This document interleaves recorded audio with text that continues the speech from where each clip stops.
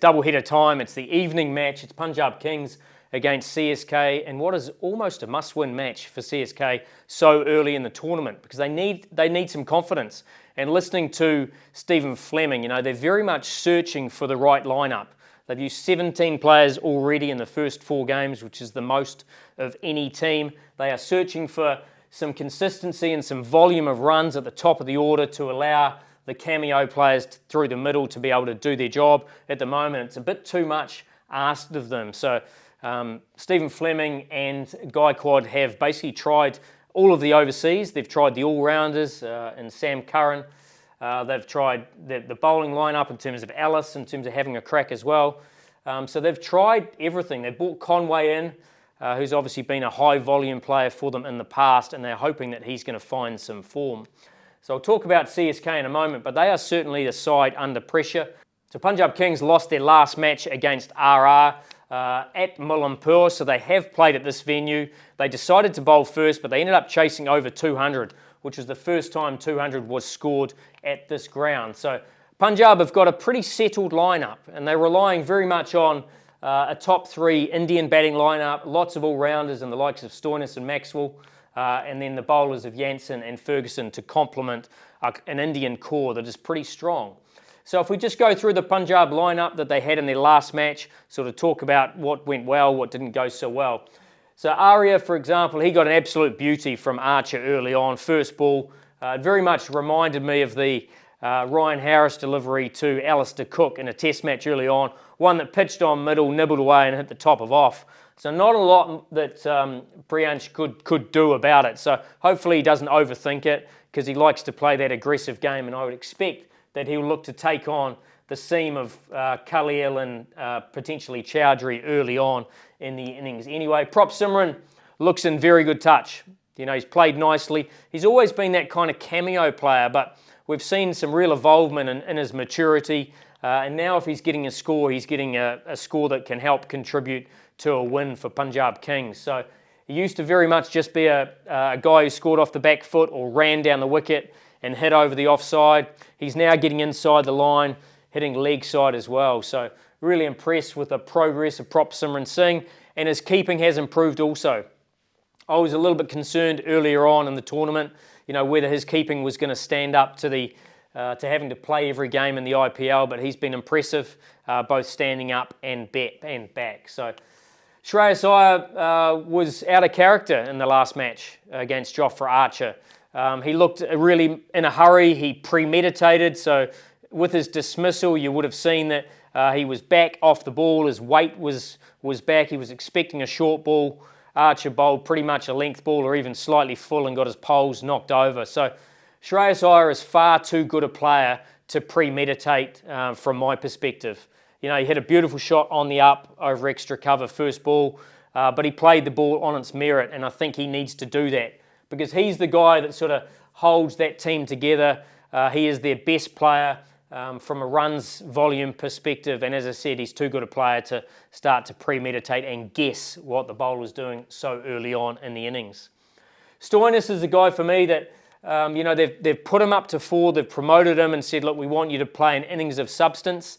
I'm not so sure that's the best thing for Punjab.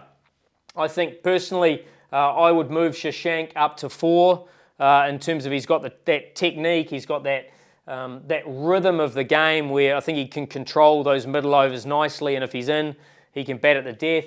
Stoinis has done most of his good work internationally for Australia as a finisher.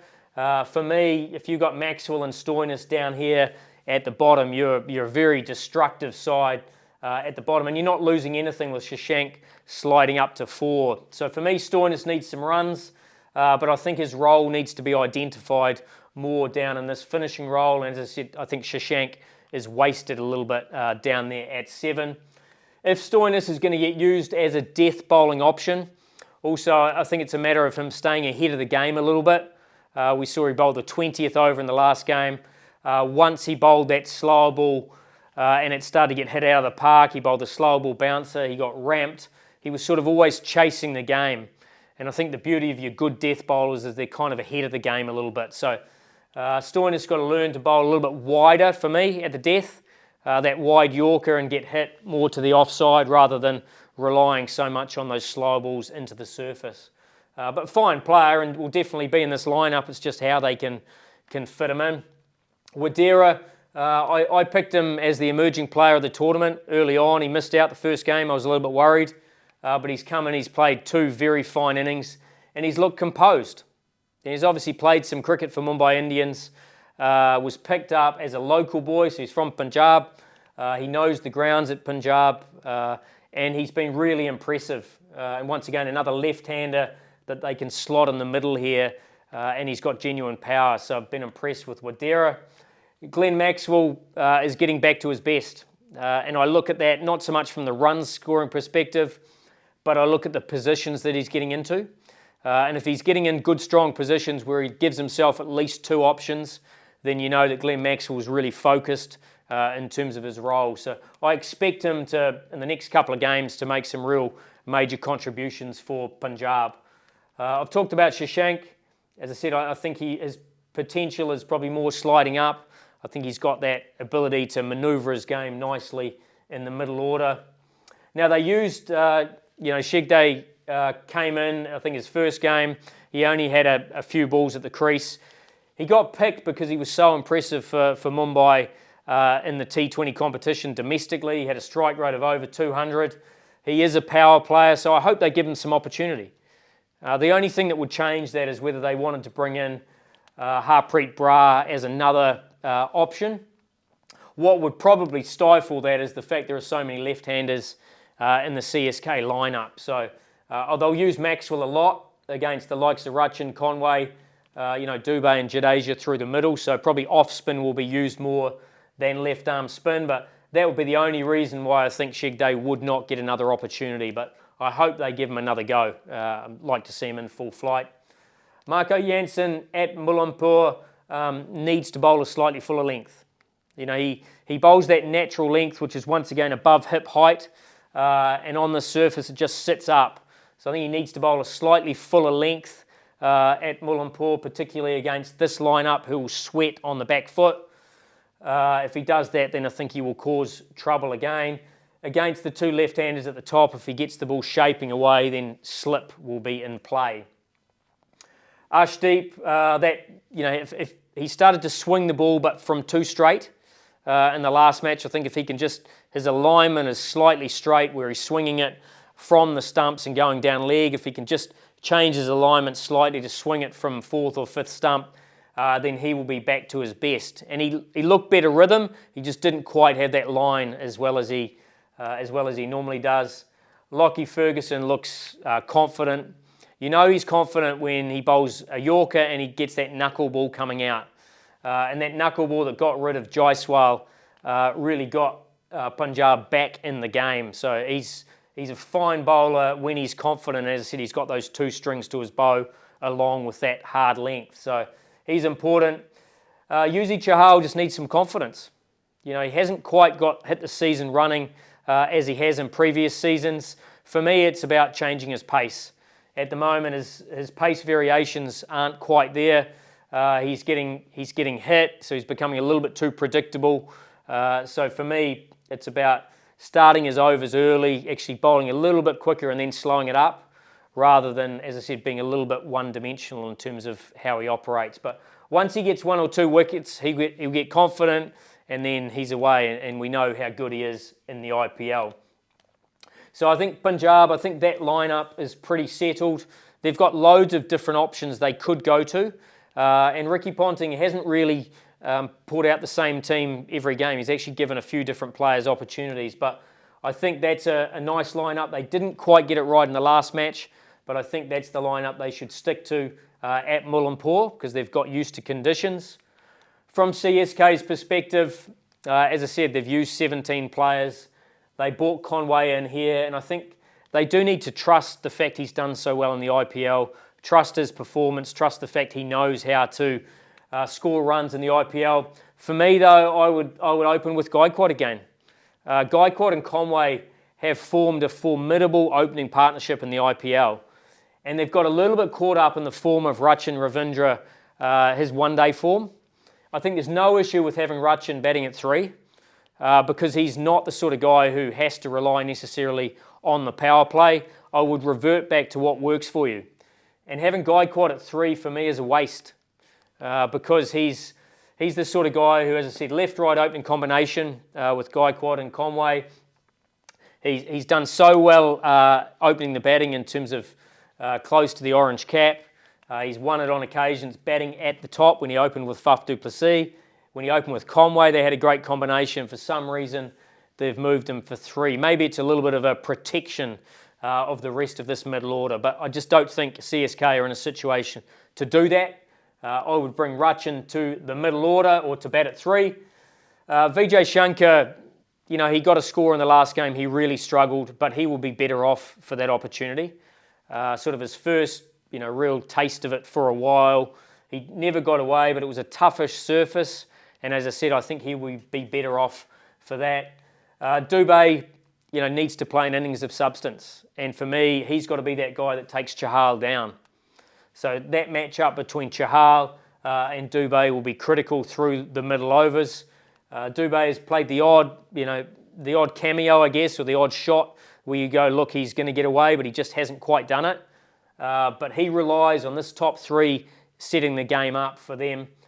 Jadeja, you know, I'm a bit worried about where his power game is and when he introduces his power game. Often it's too late. And I think the combination of Jadeja and Dhoni, you know, for me, there's so much experience there. There's so many games they've won for CSK, but they're also not quite the players they used to be. So for me, they have to pull the trigger a little bit earlier. They have to actually take the game on a little bit earlier and risk the fact that if they get out, then they might be exposed. But they do need to give themselves a chance to win the game. And I think Jadeja is equally at fault as Dhoni in that instance. We know that Dhoni is a legend. We know he's won so many games when people have not expected him to win them. But as I said, he's not quite the player he was. So he can still get a 50, but he might have to get it off 30 balls rather than 20. And he needs to start to sort of recognise when he needs to get the game moving. Ashwin, from my perspective, is getting better and better with the ball, and that combination with Dhoni and Gaikwad in terms of when they use him. I think he could well be used early on against these two in the power play, so they could well go with Khalil and Ashwin early on, especially at Mullanpur. Be interesting to see if Arya can take on Ashwin with all his variations in pace and his carom ball. So for me, that's a matchup that I think CSK should use. Noor Ahmed struggled because KL Rahul took him down. You know, KL is a very good player of spin. He has faced Noor Ahmed quite a bit in the past, and he was able to take him down. He only bowled the 3 overs, got the 1 wicket, but he will be far better against this lineup where they haven't faced him so much. You know, Shreyas, yes, he has, but the others, not so much. You know, Maxi likes facing Noor Ahmed, but the others haven't had that experience against him. So when they introduce Noor to try and take middle over wickets will be interesting. Khalil Ahmed has been brilliant. You know, throughout this tournament, he's been a great addition to CSK, but he can't do it by himself. And they brought in Chowdhury. For me, I would look at Kamboj. I thought that was a really good purchase at the auction, and unless he's injured, I would definitely bring him in instead of Chowdhury. I think as a new ball option, you know, he's impressive and he's got better at the back end as well. He also can bat, so he can add a little bit of substance, maybe batting at 9, as CSK love depth of batting. Patirana was good and he's getting back to his best. So for me, CSK, it's not so much about tinkering with the players other than potentially Kamboj for Chowdhury. A little bit of tweaking in terms of the order and going back to what's worked well for them in the past, I think is something they need to look at. But for me, Punjab are flying high, albeit they come off a loss, but they are probably the more confident side at the moment. And unless this top 3 get it right with the bat for CSK, I think Punjab Kings will be far too strong for them tonight.